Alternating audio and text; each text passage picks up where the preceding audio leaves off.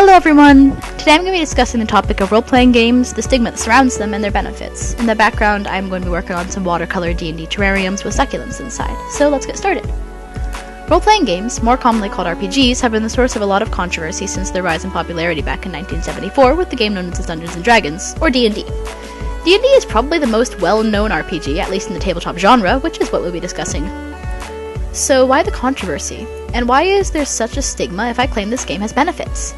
It's initially rooted in the heavy magical and mythological elements in D&D and many other RPGs. More conservative or religious people disagreed with these elements, which started the controversy. The second reason is stranger. There was a famous case of one James Dallas Egbert III who disappeared off a college campus. After his disappearance, it was first misattributed to the playing of D&D, but later discovered that it was actually due to frequent bullying by his peers and substance abuse. That didn't stop people from blaming D&D, which led to the cult-like following or perceived following that it had. And finally, the more scientifically rooted belief that playing these games led to detachment from reality, which, funnily enough, is the opposite of the truth. While there are a great many who would laud role-playing games as a way to build pro-social skills, there are a great multitude who claim the opposite. Many groups who, as previously stated, tend to be more conservative religious people, believe that the playing of such games leads to detachment of reality, violent tendencies, depression, or even saint worship. In many ways, these beliefs are not actually as extreme as they sound. There have indeed been cases of cults centered around Dungeons & Dragons, but, for perspective, cults have also formed around the idea of a flying monster made of spaghetti. This more shows the tendencies of people to form cults, not the satanic nature of what is essentially an in-depth board game. As to the supposed detachment from reality and depression, Lisa DeRenard and Linda Klein-Mennick read a psychology study titled Alienation in the Game Dungeons & Dragons, with the hypothesis that these claims of isolation were correct. Their study, however, found that there was no statistically significant difference in players of Dungeons & Dragons versus non-players in issues of detachment from reality. In fact, players reported a 17% rate of hopelessness versus the non-player 49%, DeRenard. The argument of increased violence also stands on wobbly legs. A different study was conducted on a group of teenagers. The group played role-playing games together for a month as their behaviors were observed. By the end, the teens were cooperative, kind, and easily bonded with each other. These studies clearly show that taking part in role-playing games has emotional and psychological benefits. Any claims of harm come with little evidence and much superstition, while there is a great deal of evidence to show that they benefit. With mounting evidence of the effectivity of role-playing games and its rise in popularity over the past several years, some schools and many therapists have begun to employ them. The first benefit, and possibly most noteworthy one to educators, of using these games is an accelerated skill of learning. Magic: The Gathering, a role-playing-based card game, was used to keep students engaged in learning. Several students reported that they would have never learned statistics without Magic: The Gathering as an assistant. This game also promoted critical thinking in the form of strategy and quick math. In fact, children engaging in role-playing games are shown to learn language skills faster and at a higher level than children who do not. The theory is that it bonds built with these games and the active entertainment they provide leads to accelerated rate of learning. Another benefit of role-playing games is bonding, the formation of teamwork and empathy. These games can bring children, adults, and even families together, as shown in a CNN article interviewing Enrique Bertrand. Bertrand talks about how role-playing games help his family go together and that his daughter never wants to stop playing. Zaya's previously mentioned study of teenage boys who were given role-playing games and participate also demonstrates this point. In Zaya's study, there was a stark contrast in teamwork between the two groups, as the players were more likely to work cohesively.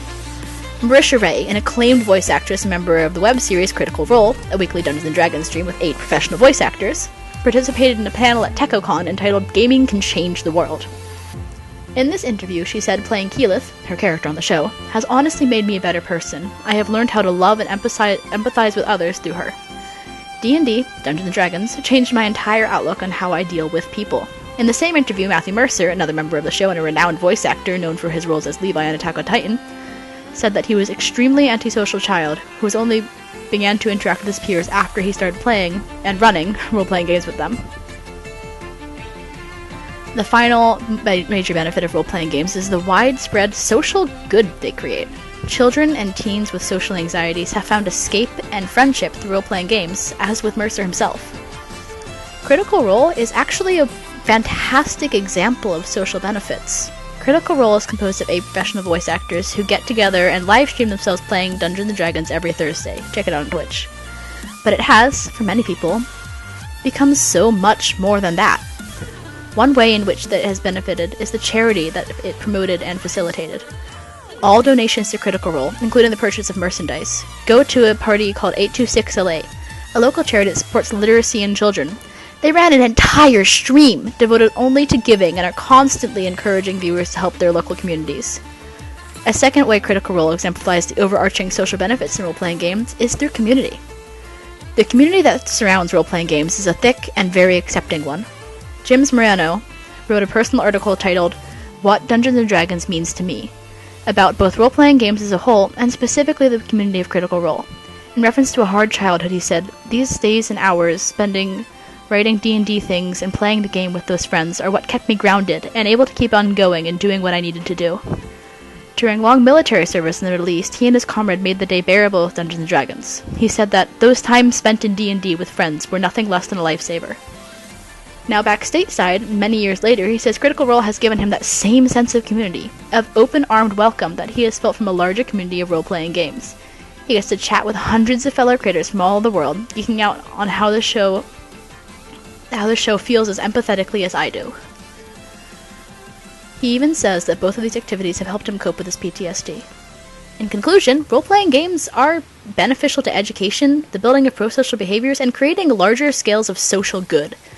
The stigma of evil and violence is misinformed and entirely undeserved. More education systems and therapists should start employing them as teaching devices, and overall, more people should listen to these heartwarming, entertaining, analytically challenging games and give them a chance. They may be surprised by how a gnome cleric can teach a lesson in empathy, or how slaying a dragon can bring you closer to your friends.